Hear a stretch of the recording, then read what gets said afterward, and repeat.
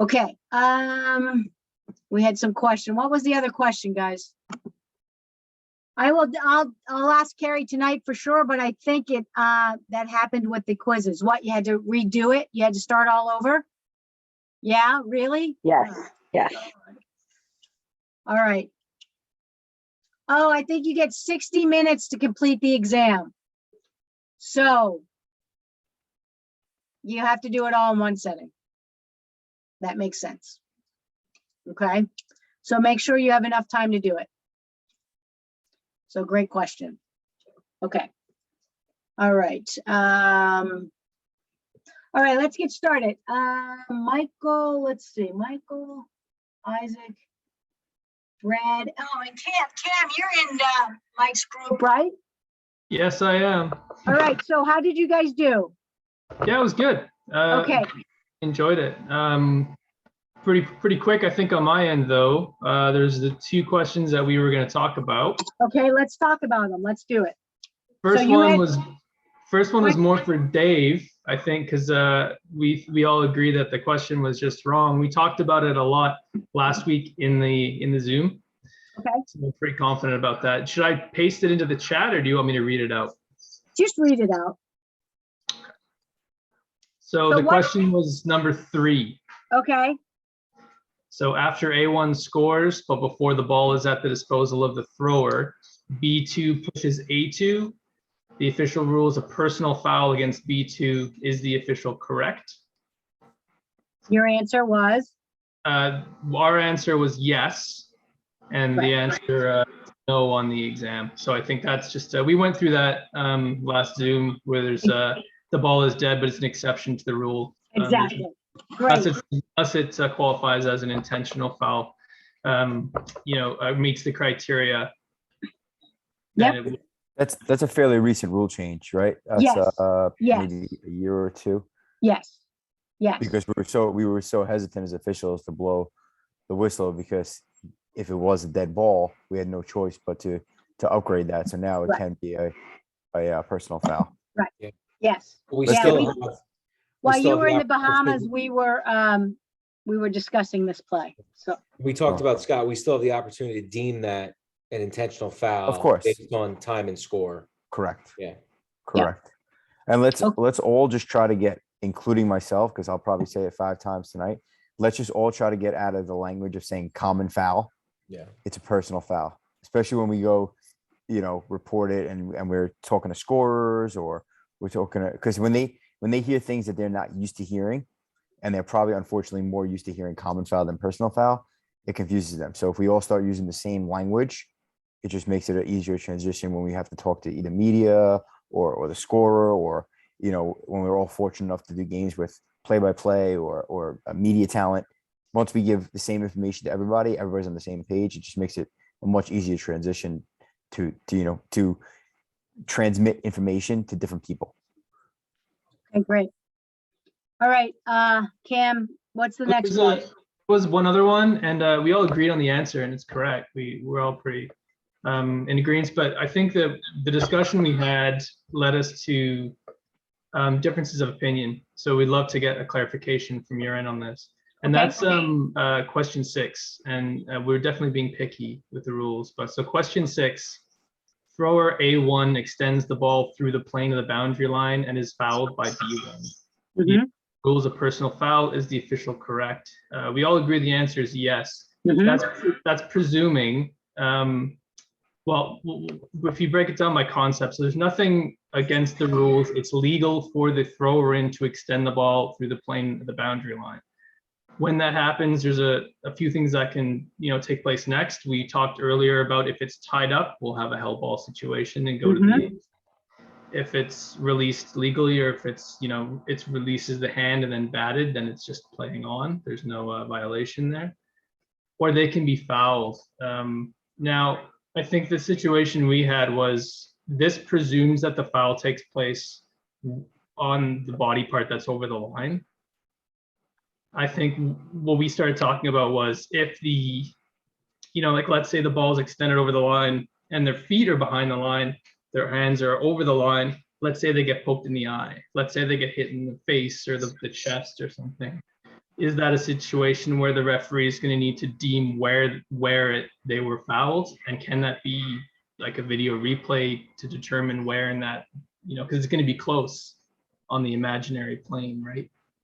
Well, and guys, correct me if I'm wrong, if they're reaching in and they're hitting that thrower in the face or the chest, that means B player crossed the end line or the sideline. So not only one, is it going to be a warning if it's the first time, and two, it's going to be an intentional foul. Correct? Because it's the thrower in. Correct. Correct. And now this is a question. This is me thinking out loud. What's the penalty for the thrower in having a body part over the boundary line? Nothing, right? Nothing. Right. Unless they So- step onto the court. Right. Unless they step on the court. So there's Right. it's kind of one of those things where the offense has the advantage, Right. basically. And I would 100% agree with Sherry that if it's deemed intentional, unnecessary, or violent, that could be either an intentional foul or even a disqualifying foul in an extreme case. I've Right. never seen it happen. Right. But if it's late in the game and I'm guarding, Rich, and I got nothing to lose, and I slap him across the face as he's throwing the ball in, there's no difference between that and if it happened during live play. So it could definitely be either intentional or disqualifying. Thanks. I think the distinction we were looking for was just because the thrower in breaks the plane with the ball. If a foul, I don't want to say the word common foul, but if a foul takes place that doesn't rise to that level, let's just say it's this, the slap to the ball. If they hit the arm that's across, clearly that's personal foul. But what if they just hit the chest and that's behind the line? Then they're saying they broke the line, and it's going to be an intentional foul too in the ball. Exactly. Yep. Good Perfect. job. Thank you. That's awesome. Good question. But I have a question about that question. This is one of three that I was debating about. If you look at 10-13-1, what's number D, it says intentional foul, contacting opponent, making the throw in. It doesn't differentiate that they extended the ball through the plane or did not. It just says any contact on the throw in. Yeah, but So where is the rules reference for, I guess my question is, where's the rules reference that says if they extend it through, it's a personal foul? Because I couldn't find it. I think there's an AR play, and I I'm just not, found, I don't know if this relates to that, but in Rule 10, That's what I was gonna. Hold on. Article 3, under player substitute technical foul, Right. there is, it's subpoint G, after a team warning has been issued, the opponents of the thrower in having any part of their person beyond the vertical inside the plane of any boundary line before the ball has crossed the boundary line. right. But that's a technical foul. It's not a personal foul. Correct. That's But after if- warnings being, that's That's yeah, it. Right. after a warning. But Yeah. if the thrower in has the ball across on the inside of the boundary line and Right? they get fouled, it's a personal foul because it's a live ball. Unless that foul took place beyond the line. Right. Unless the opponent crossed the line. And that can be really close. So the question was, do we go to replay to see what side of the line it's on? Well, I don't know about your games, but I don't have replay in my games, so I'm not going to replay. You definitely can't replay that. No, you can't. Yeah. That's Well, a live ball and a throw in, as we know, is when it's at the disposal of the thrower. right. Correct. So, okay. Dave, I understand exactly what you're saying. Well, I'm just looking, I'm No, looking for you're some, right. You're right. And I that understand rule says pretty specifically, that it's you a throw. contact the thrower in, Right. it's an intentional foul. It doesn't differentiate where the ball is. We're gonna have to find this. I think there's a, Is there an AR play? yeah, give me. I'm Okay, gonna try and to find then, this. I see what you're saying, Dave, but I would just like it, see it in writing. Where does it say that? Because that's pretty clear. 10-13-1D. right, You Yeah. contact the thrower in, it's intentional.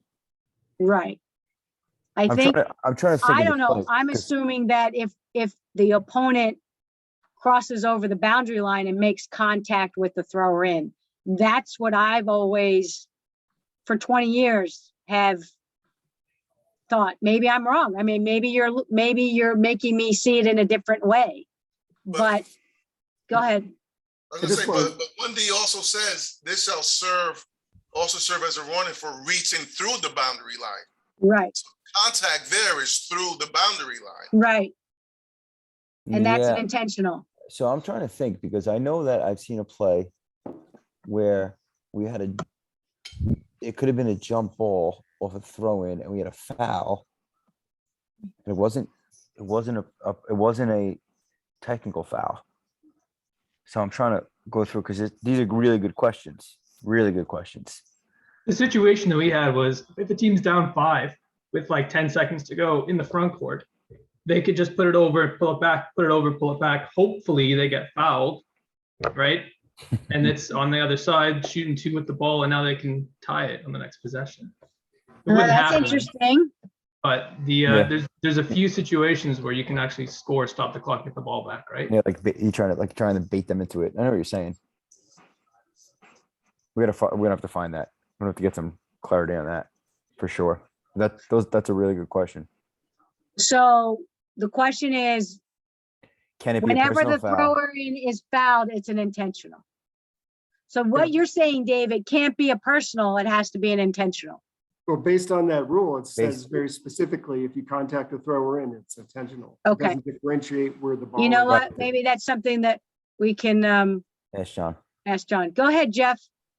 The second half of D, I think might clarify a little bit. It says this act shall also serve as the team of women for reaching through the boundary line. Well, that's what Mario just said. That clearly states reaching through the boundary line. We all know that. So the question is, when the thrower in reaches over the line with the ball, Right, foul, because we all know that you can tie it up for a jump ball. right. So my common sense wants to say, if you could tie it up for a jump ball, why can't you be fouled? Right. It's a Exactly. personal foul. But common sense does not always prevail. Their body is on the inbound side of the court at that point. Correct. But if they allow the ball to go across the boundary line and they're fouled, they're on, and I know I'm saying it incorrectly, but they're on the court. So I can understand why that's a personal foul, as opposed to the defender reaching across, as you said, hitting him in the chest and the face. Right. We're back to that intentional. Exactly. We're just trying to, like David said, we're trying to find the language and the rule reference that supports. Right. I think we all agree that common sense would say that's a personal foul, but we just need to make sure that we find I out. think the second, I to me, also think, too, the it's- second sentence says it, because it says this act shall also serve as a team warning for reaching through. Yeah, it also makes me think too, it's just like, again, going back to common sense, but what is front court status? It's 2 feet and the ball. So when you're the thrower in, your 2 feet are Out of outside of the inbound line, but the ball is over. player location is still out of bounds. Still, Right. I guess we got to rewrite the rule book. or just rewrite the question. Yeah, it's Or rewrite the question. Okay, it's interesting for sure. okay. So, We're gonna have to get back on that one. That's a great Okay. question. all right, good question, Dave. All right, Tam, any other questions in your 1 through 20? That was it. Those 2. Awesome. Excellent, excellent. Okay. Becky, you guys had 21 through 40. Yes. So did you have how many questions? Two really. There's 3 questions that, because one of them kind of goes with another one, but so we'll start with that one. So on my test, it was number 38. It reads A1's throw in from the front court is caught by A2, who is airborne from the front court. A2's right foot lands first, touching in the front court, followed by his or her left pivot foot touching Mhm. down in the backcourt, the official Mhm. rules of backcourt violation. Is this correct? And we were saying yes, the answer is no. And the only reason we could come up with was that because the player's airborne? That is not just because, that is the reason. The Okay, player is airborne. So when that player lands, they can land with either foot, either in the front court or the back court, and it is nothing because they were airborne. Now, right. there's another question that states A1 thrower in throws the ball and A2 catches it with one foot in the front court and then lands And with the other foot in the here. back court. Is that back court? Yes, it is. Because, and I'm just going to explain, I'm not going to ask you guys that, because when A2 received and touched that pass, the throw in has ended and it was front court status. So the difference Okay. is what? The airborne. The airborne catcher. Yep, Okay, that was the one question that had the two questions in Yep, it. yep. yep. Yeah, because I remember Um, reading both of those. So, yep. So the Everybody other agree with question- that? You guys are all good with that? Yeah. Okay, when we have a throw in, if the receiver is airborne, they can land anywhere and it doesn't matter what comes down first. Okay? Yes? Kat, you good with that? Okay. All right, what else? The other question that we were discussing was A1 while holding the ball touches B1 with the ball while B1 is standing on the boundary line. Yep. The official rules B1 caused the ball to be out of bounds and awards Team A the ball for a throw in. Is the official correct? And that's no. Correct. 711. Yeah. That's not it's- correct. It should be yes. it's AR 7-1 Can you say that again? 712 712 explains it better than 711. Yeah. Go ahead, read 712. Dave, I heard you, Dave. Go ahead. 712 says the ball shall be out of bounds when it touches a player who is out of bounds. Any other person, the floor, or any object on or outside the boundary line. But what did your question ask? What did your question say? It said the player touched B. who was- Well, yeah, A1's got the ball. Yep, He touches B1 with the ball while B1's standing on the boundary line. that's right. The ball didn't touch B1. A1 touched B1. While holding the ball, okay. The ball did not touch B1. A1 touched B1. You see the difference? The question says the ball touches B1. A1 while holding the ball touches B1 with the ball while B1 standing out. But the ball has to touch B1, not just It- because the That's what- player, The question does. says, the question says the ball touches B1. well, then the ball's out of bounds, yes.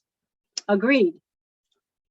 So But then- it's out of bounds on A. No, Correct? it's out of No. bounds on B. It's out of Right. bounds on B because B is out of bounds. Let's make And this that's simple. what it touched last. All right, Agreed, Scott? let's make this simple. Okay, go ahead. I'm running. All right. Dave's my teammate. Dave's standing in the boundary line. I'm dribbling the ball. My shoulder bumps his shoulder. He's out of bounds. I'm still in bounds. I have the ball doesn't touch him. Play on. Right. If the ball strikes Dave at any point and Dave is out of bounds, it's an out of bounds violation. We have a lot of things that we could go back and forth about. Anytime the ball touches any part of any player when they are out of bounds, it's out of bounds. Agreed. Just like the Correct, NFL. but out of bounds on who? The person that was standing out of bounds or the Correct. person who The touched them? person who's Correct. standing out of bounds. Okay, Yep. that's what the clarifying question Yeah, I yeah. needed. Gotcha. Yeah, the person who's standing, it's only, you can only violate if you're out of bounds. So the only time you could be so if I'm running next to Rich and the ball touches him and we're next to each other and he's out of bounds and I'm still in bounds, obviously we're going to make the out of bounds violation to be on the person who is out of bounds. But if I bump into him and the ball doesn't touch him and it's incidental contact and that's a play on because the ball never struck him and he's the only one out of bounds. Just the same way you think about when you have a held ball and one person is falling and lands out of bounds, you're not going to go held ball, you're going to go out of bounds on the person who is touching the ball out of bounds. Thank Does you. that I just help? know it was another question like that. And I was like, ooh, Yeah. Beck, you good with that? Yeah, Clear? yeah, I think Okay. we discussed it till too much and talked ourselves out of the right answer. Okay. Good. All right. It's good you're discussing it. Yeah, That's it's all we had. Becky, it's very, very common. I mean, I know like anybody's ever taken the NCAA test, Well- and I'm sure we all have, we could drive each other crazy. It's actually, I think John did a pretty good job simplifying the questions, but when he first started making the questions and, that's just how he is and he's great at what he does, but it was very challenging because we were focusing more on the wording of the question than actually getting the rule right. And I think I said this in the last call. I personally believe that we should always be picking the right answer. It shouldn't be what can we not do? Because after we pick what we can't do, what's the next question? We all know, well, what's the rule? What's the, that this shall not be, this is not allowed. This is not a rule. This is not the rule. We should all answer and get the right answer on every single question. Because that's the only way we learn. Because if we Agreed. had that, we know the answer to there's going to be things that happen that nobody has a clue. But if we at least had all the right answers, we could at least learn and, hopefully put forth in the court what we know from taking the test. But when it's not, this shall not be permitted, there's a lot of things that shall not be permitted. If you guys understand what I mean, we should always be guessing the right answer. Right. Okay, let's move on. Mario, do you have anything on your set of questions? I got in a little late, so I don't know if this was mentioned, but our question numbers for our group was Yeah, we not- know. Okay, You're just we're not gonna go, just the questions that you guys had issues with, that you guys had to discuss. That's all. You're just gonna read them to us and we'll discuss them. Doesn't matter what, you can say the number if you want, but so I don't know if this was said already, but if so, you could just let me know. After Yep. A1 scores, but before the ball is at the disposal of the thrower, B2 pushes A2. The official rules a personal foul against B2. Is the official correct? yeah, you are late to the call. We already discussed this. Okay, cool. But you had the same question? Well, our questions were in different order, so Yeah, but. Okay, doesn't Yes, matter. that was something we had a discussion about. Yeah. So we discussed this. That's actually the first question we discussed tonight. So yes, it can be a personal foul. That rule was changed a couple years ago. But as Rich said earlier, we can deem it as an intentional if we feel that it was an intentional foul. let's see. Hey, Justin, what other question do we have? The only question I had was one that was covered, and that was the airborne player receiving the ball, on the throw inbounds, and that was the only other question that I had that we kind of had a disagreement about initially, but Right. we came to the correct ruling. They explained we covered it. Great. Okay. And Just then those two? I think I had a question regarding closely guarded, but again, that was something that I had to reference the rule, the difference between high school and college as well. Okay. So the continuation of this 5-second count. Great. So we know that it's only when they're holding the ball in the front court. Correct? Yes. Okay, great. Awesome. Okay, anything else? I think we're good. Good. All right, Mara, your group. Yes, Dave. Are we still on the practice test or are we moving to the mock test? We are on practice test 2. Okay, so the mock one. Before we leave practice test 1, the one I couldn't find a reference on, and I think the answer is yes, is the A1 requests a 30-second timeout. After the official reports the timeout, can the coach change it to a 60? I couldn't find a specific reference to that. It's not a successive timeout, and they can do it as a successive, but that's not, I don't know if that would be considered a successive timeout. Right, I agree with you. And I remember reading that question and going, we change it all the time. We like, if they want a 60, we're gonna give them a 60. We're not, yeah. That's what I would do, but I Yeah. don't see something in the rule. Go ahead. Yeah, go ahead. I Yeah, was gonna say, I would I guess, thought I once don't you know. reported it, you That's- can't change Once it. it's the same with like advancing the ball. Like once you've reported it, anything after you can't change. But Can't Dave, change. to your point, like I know we're recording this, but off the record, if a coach 5 seconds later says, "I want a full timeout," I'm not going to say no. And like it's just like common sense, and I think Scott would agree with me here. Like if the coach says, "I want a full now," I'm going to say, "Okay, good." I'll tell the other coach, and everybody's going to agree, and we're going to move and on. sit down and go. Right. Yeah, So the- it's But So in the terms of correct- answering the question, The correct answer would be no, exactly but the application might vary. correct. Yes, correct. yeah, Correct. it's a very tongue-in-cheek type question. Advancing though, I would after we've reported. Oh, like, that's there's yes. we can't change that after Right. we've reported. But for a timeout, length of timeout, like nobody's. I mean, Yeah, just I know. Well, here's the question. it's Oh, What if they called a 60 and 5 seconds later said, no, I want a 30. Would you do it then? Dave. I hope you never coach a game at Iraq. No. I know what you mean. I think if it's in we all know when. Well, I don't say we all Being know. recorded, Scott. Don't Yeah, I know. yeah, I know. That's That we try to do what's. The letter of the book. I don't want to say the right thing, but we try to use our people skills and game management skills per Right. se. If we have a coach who is just a you know what and does and then we might not have the same forgiveness, but if it's a coach who's flustered and they're clearly not trying to gain an advantage and maybe they didn't realize they had another 60 and they say, I want to, no, never mind. Chances are the other team's not even looking. And I'm not saying that's the right thing to do, but we don't want coaches to have ammunition against us for things like that because they have enough.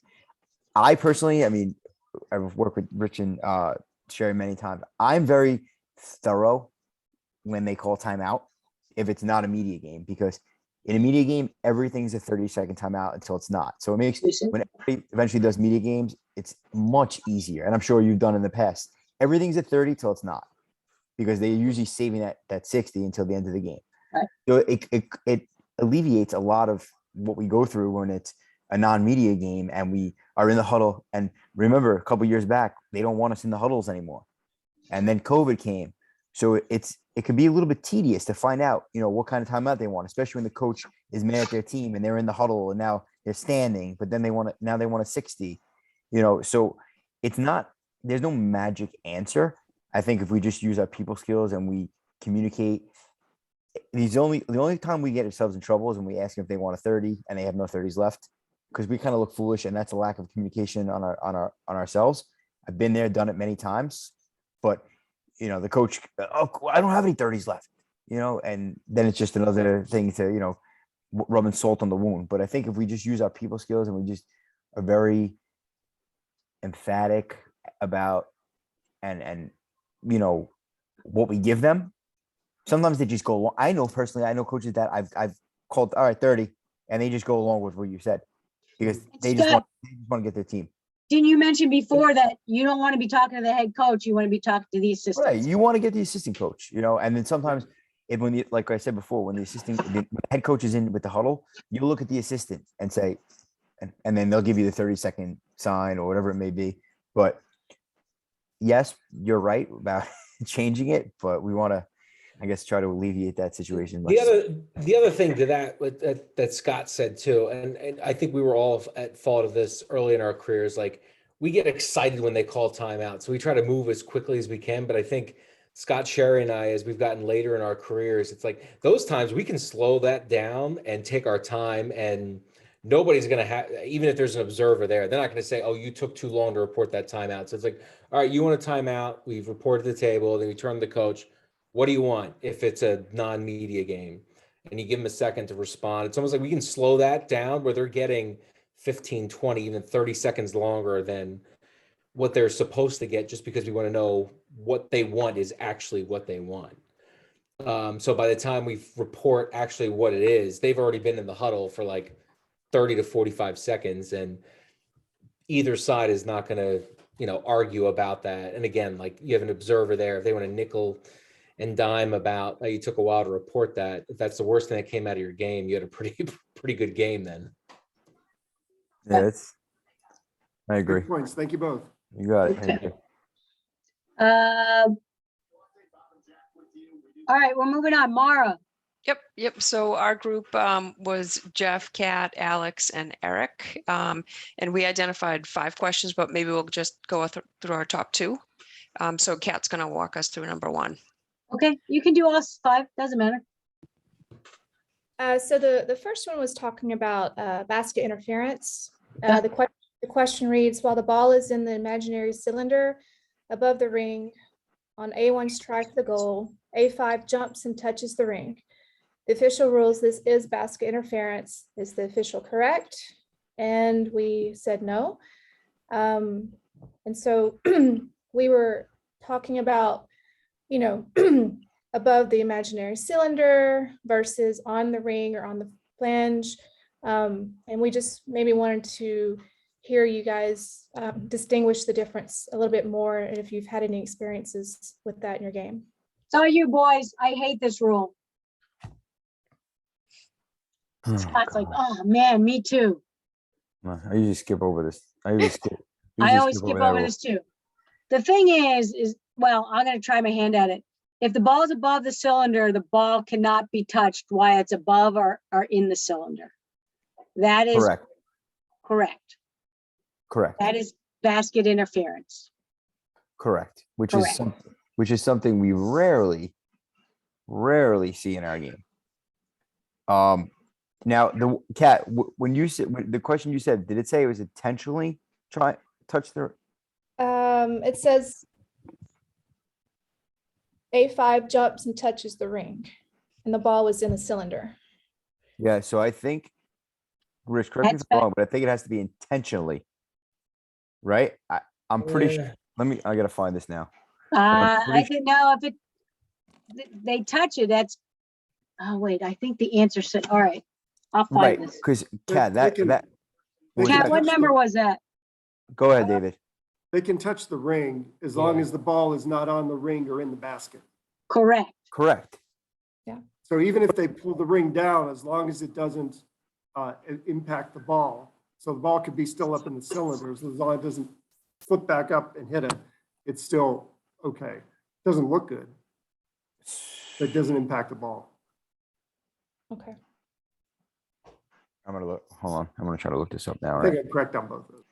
You It's probably are. 9:15, Not right.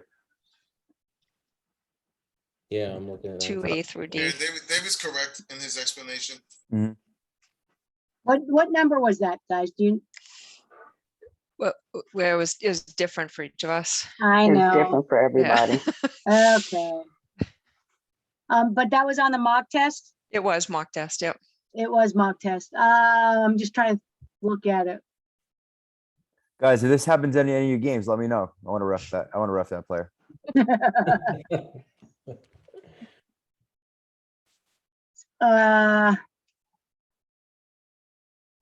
I'm not finding it in my. So it's 9:15 is the, is that the It's reference? the rule Yeah, reference, A yep. through Rule B. reference, right? 15 Article 2. Number 8, wait a second. All right, so read that question again. Oh, here it is. While the ball is in the imaginary cylinder above the ring on A1's try for goal, A5 jumps and touches the ring. The official rules this basket interference is the official correct. It's no, right? So, no, it is Right. no, No. because you're allowed to touch the ring. Right. Okay, isn't there one more with that, Kat? There's another one about that. With basket interference? Yeah, I I don't remember have reading. that in front of me. I don't know. Okay. Okay, all right, what's your next one? Yep, go ahead, Jeff. Your turn. You're on mute, Jeff. Jeff, you're on mute. I'm at my office at work and people coming in, sorry. I believe it was A1 leaves the playing courts to go around the screen. Is that the one? Mhm, Okay. correct. The official charges A1 with a technical foul. Is the official correct? I'm sorry, can you read it again, Jeff? A1 leaves the playing court to go around the screen. The official charges A1 with a technical foul. Is the official correct? I believe we came down to no, it's a violation. And I think our discussion about that was at one time it was a technical foul, but very few referees were calling it because of the severity of it, so they pulled it back. Right. That is correct. Do you have the reference for that? 931. There you go. 931. Okay, It's not a violation for them leaving the court. It's a violation for They're if they come touch- back on the court. And they are touch the personal ball. foul. Right. Yeah. right. This one may be, Scott, correct me if I'm wrong, but if the player knows what they're doing, like if they It's- go off the court It's Intentionally. intentionally. on their own volition to Right. Correct. deceive the opponent. Right. We spoke Correct. about this because I remember you showed the play. We spoke about this in depth a couple weeks ago. Yeah, It's now that's you an official's judgment. That's a, judgment. if they're purposely trying to deceive the defense or right. It's I think that you actually use the word their own volition. Yeah. Yes, Then I think that right. That is it's still not a technical foul, but it's a violation. But we talked about this. Remember, we spoke about 2 weeks ago, or whenever it was, that if player falls out of bounds in their own momentum takes them out of bounds, they reestablish in bounds. That's a legal play. So it's definitely Right. not a technical foul, but it's a violation for sure. Yeah, I think the difference there was that that player then touched the ball. Well, like I think that received the pass. when Right, that because- player That fell would out be of a bounds. violation. Right, because even if they run out of bounds intentionally and they come back on the court and they're just standing there, then we don't blow that dead. It's not a violation. right.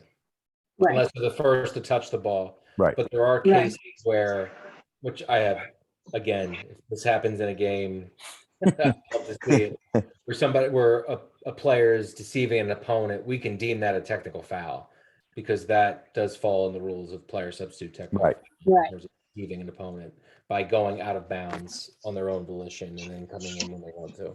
Right. I've never seen that called either. I've never seen that.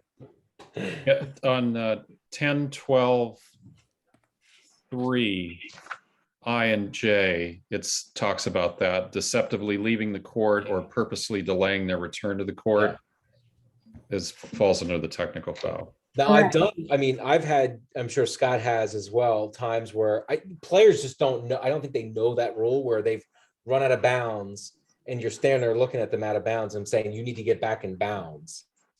And they look at you and they immediately run in because they don't understand like Right. the nature of the rule and the intent of it there. So that has happened to me, but it's never gone to the point where I've had to say it 4 times in a game and thought about that. Is the deception like if they pretended to be a substitute? Like, is Yeah. that what that's covering?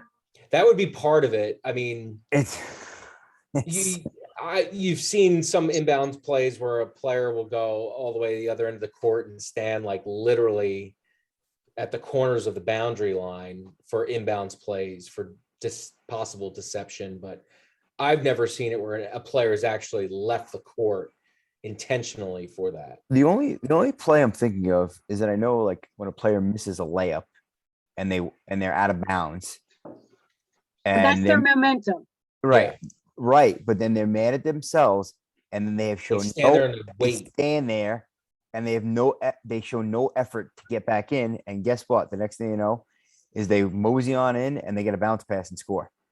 Cherry picking Well, or that's Right. it. You know, that now that's our judgment. Yeah. Yeah. It's tough. Yeah. It's tough. that's judgment. Same thing. We don't want to. We're not splitting hairs, but you know, it's definitely a tough situation and tough play. All right, we good with that one? Mhm. Okay, which other one?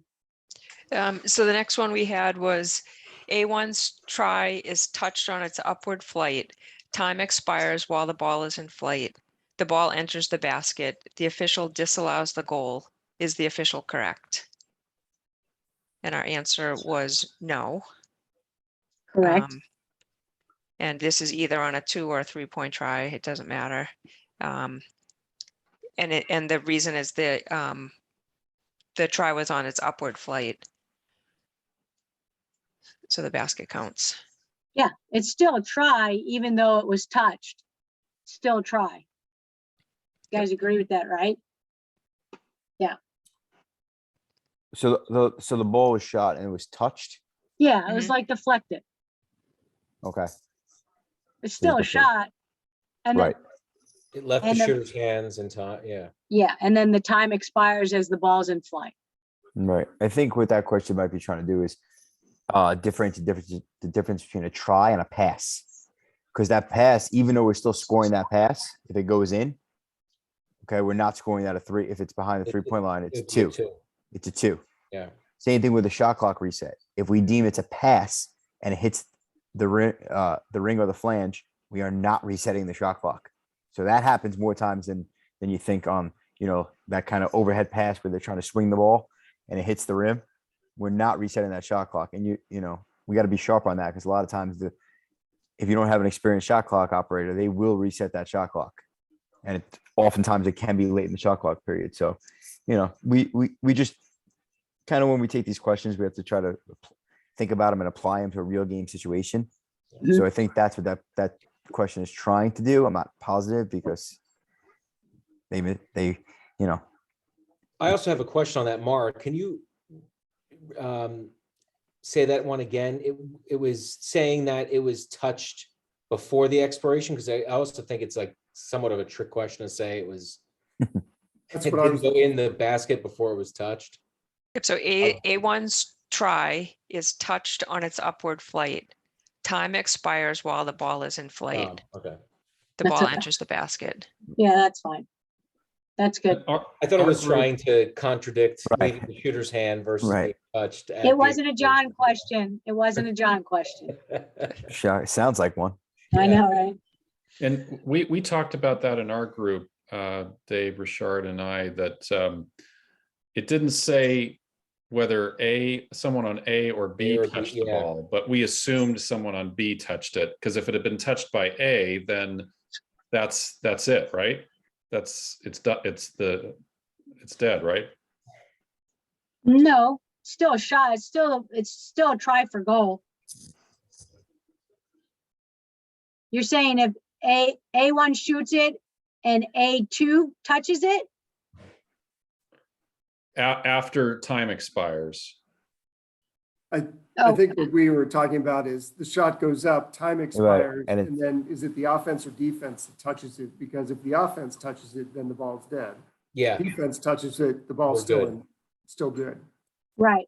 So we changed, in our discussion, we changed, expiration was in between the touch, Yeah. the try and the touch. So Dave, if you're on my team, you'd have to basically try to block my shot in order for the game to be over, right? like talking about a real situation. If I go to shoot and Rich is on the other team and he blocks it, the try left my hand, deflected, still good. If for some reason Rich is on my team and I shoot the ball and it's on its upward flight and Rich decides he wants to block it from me, yes, the game is over. Yeah. We laugh about this, but watch what'll happen this year. Well, just when you think something can't happen, we talk about it. So at least we'll remember from the Wcboo call that, yeah, it's never seen that happen either. But All these right. questions, a lot of times will oftentimes when you do them, usually when you write the answer, you're like, wow, I hope this never happens in a game. And it does. And then it does. Especially when you pregame it. Yeah. Man. Yeah. Was there another one? Question?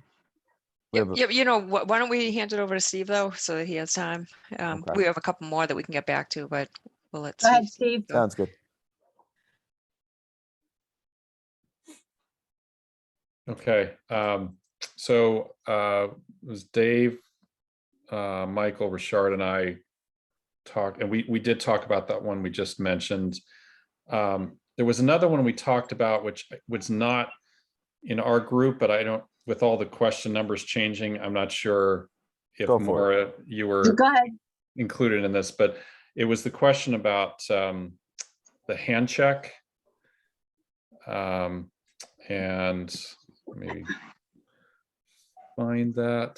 That was actually our next one, Steve. You want me to just read it out? Yeah, sure.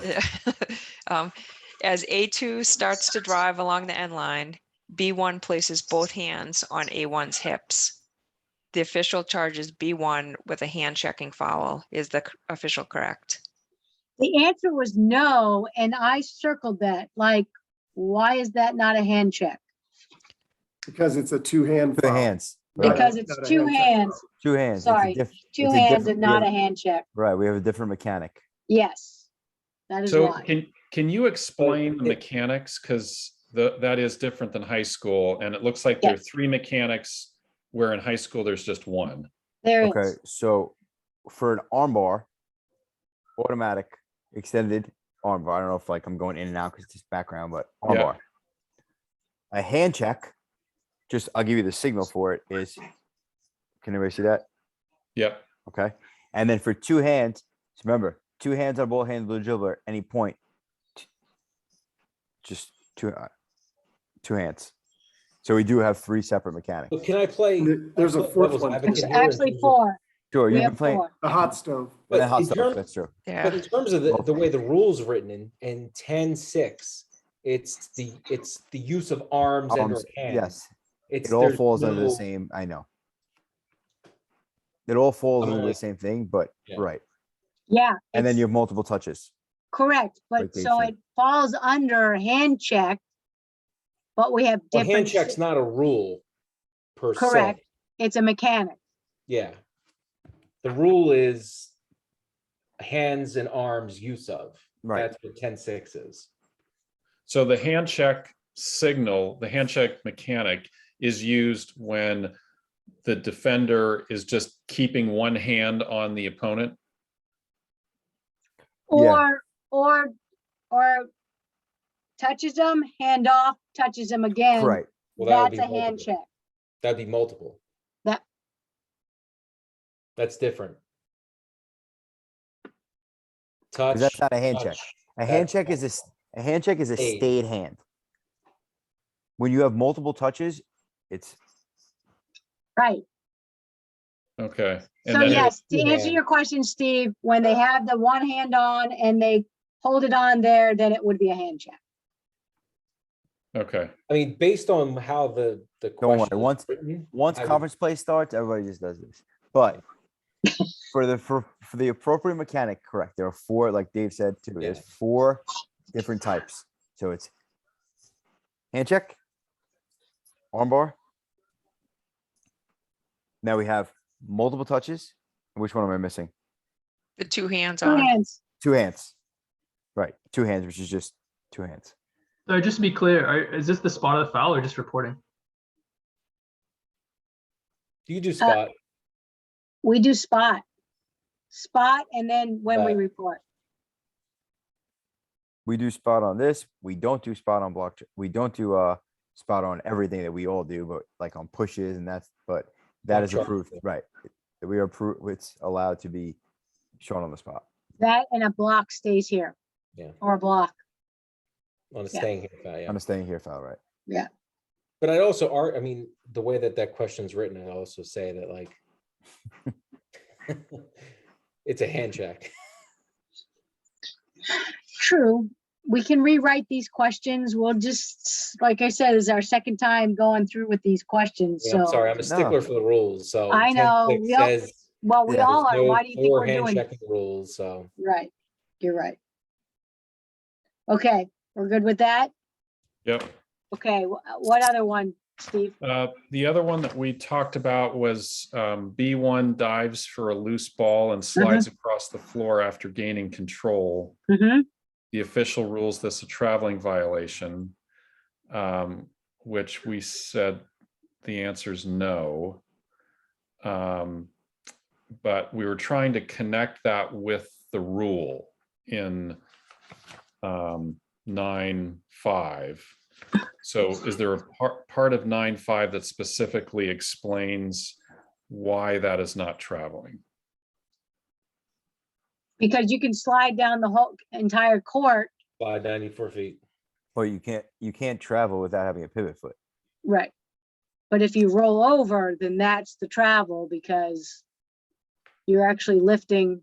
I mean, if you're Well, sliding, You have a pivot when you slide.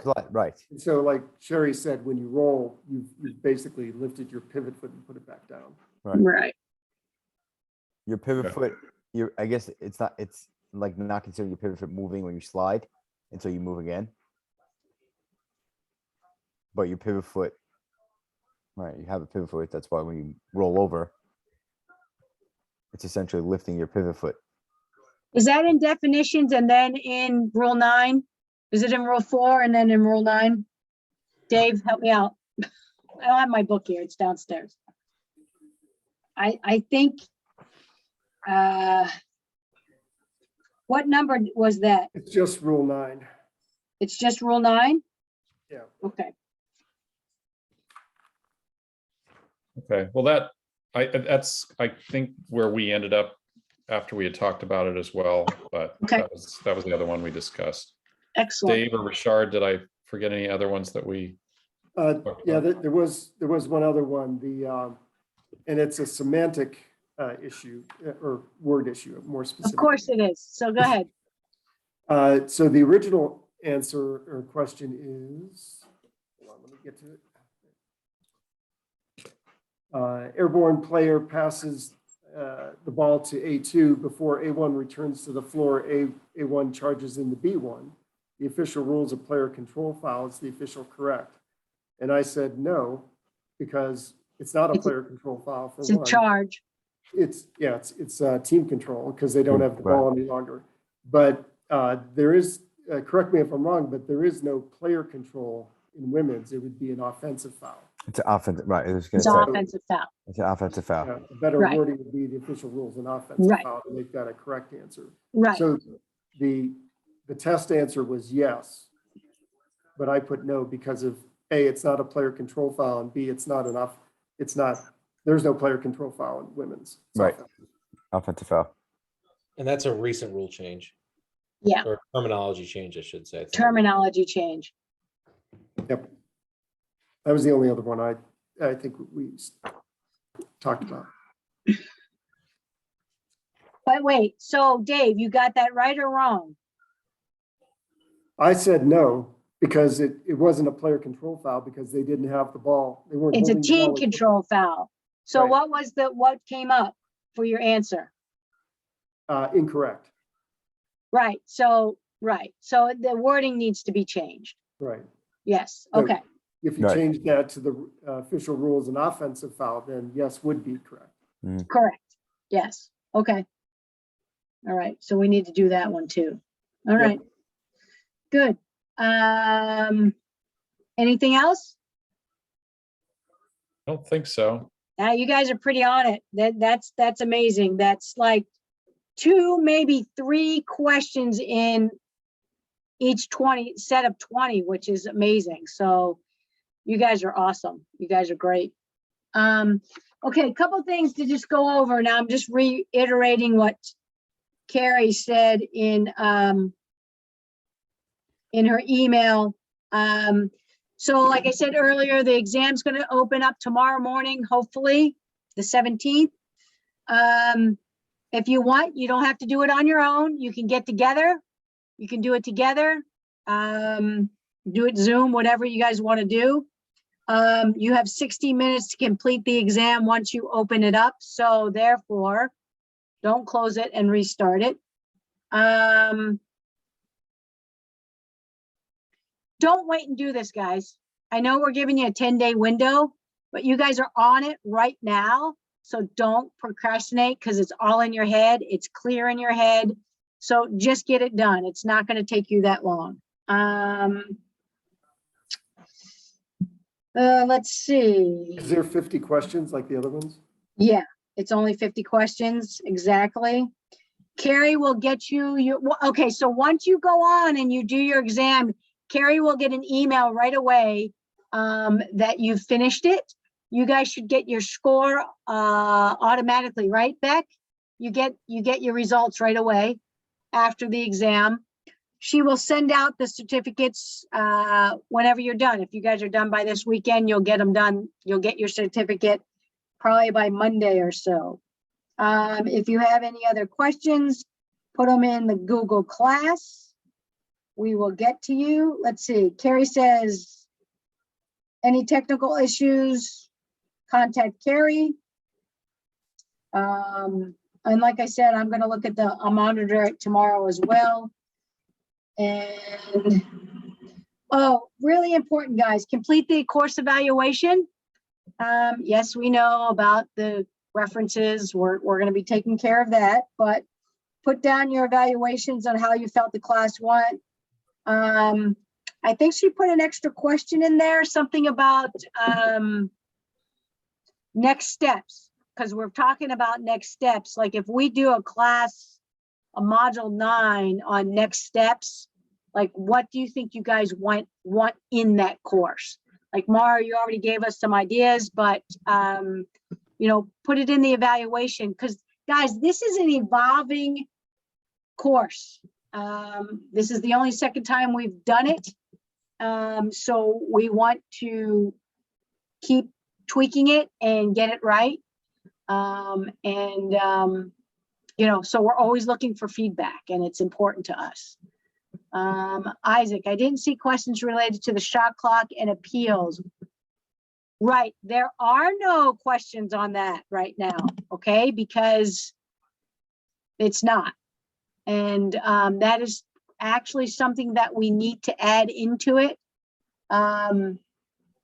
Again, guys, this was a exam already made up and a course already made up before we modified it for the NCAA, so women's basketball rules. So again, we're still tweaking it. So Isaac, put that in your evaluation, okay? So that we have it on paper and it reminds us that, hey, we need to add this in here, okay? So thank you for that, Isaac.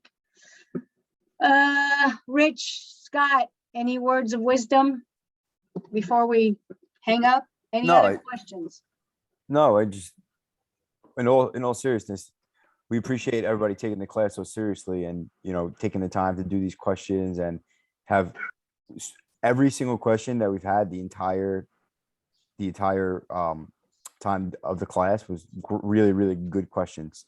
And don't think that you're, you know, trying to get one by anybody with the wording questions, because those are serious questions. And a lot of people did really, really good jobs of dissecting the questions and the wording, because that makes not only the class better, but these are also things that we bring to the attention of John Levinson, who's the Secretary of Rules Editor. And a lot of the questions are similar to what's on the NCAA test. So I think that the more feedback we have from officials like you guys who are experienced, the better off it, you know, it helps all of us moving forward. Yeah. And breaking down rules and talking about wording and just getting deep into each rule really helps all of us, including the clinicians. So appreciate everybody taking the time to do that. Yeah, I agree with Scott. I mean, don't do this test alone, like leverage each other for this. I mean, because that's the beauty of this. Like we're a network of, the same people. So use each other and, talk through these scenarios and these questions. Like, don't just get the answer and move on, like talk it through, and don't be afraid to speak up if you're not sure. Like Scott said, a lot of these questions, like we see the same ones at the NCAA level in terms of our test. And we do the same thing. And we have like 6 weeks to do our test, and we all don't get 100, and we have open book, just like with this, and have, a huge network to go through. So, I appreciate everyone taking this so seriously as well. And it's been a huge help for me. Yeah. And I know it has been for Scott and Sherry ourselves. Like we've learned from this as well. So, and we're here as resources as well. So don't be afraid to reach out to us, use the Google Classroom to message us either. Okay. Yeah. Also remember, we're going to have the next steps on June 28th. That will not just be you guys, it will be everybody on our email list. It'll be an email blast, and we may have 60, 80 to 100 people on that call. So please sign up for it. Doesn't cost anything. And you'll get something out of it. You always do. And remember, when doing this test, guys, you're all going to crush it anyway, but just remember, you don't need, this sounds bad, but you don't need the correct reference to get the answer correct. It's a yes or no answer. So, don't fret. Oh my God, is this the correct reference for this question? You don't need that reference to answer the question. All right. You guys are all going to do great. Jeff, please don't look at your phone and drive at the same time. You're making me nervous while I'm watching you. Please put your eyes on the road. But again, guys, it's been a great 6 or 8 weeks. I don't even know how many it's been. Look forward to seeing you guys on our in-season series calls that we have every month during the season. Wcboo is not going away. We are here to stay and just always trying to get better. Okay, so good luck, guys. Great job. Peace out. Good night, everybody. Thanks, Scott. Thanks, everyone. Rich. Thanks, Sherry. You're welcome. Have a good night. Good night. Good night. Have a great night.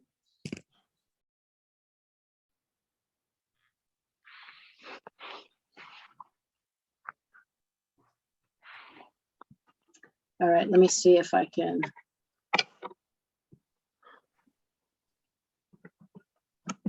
Let's see. Jeff. How come I can't get off of this?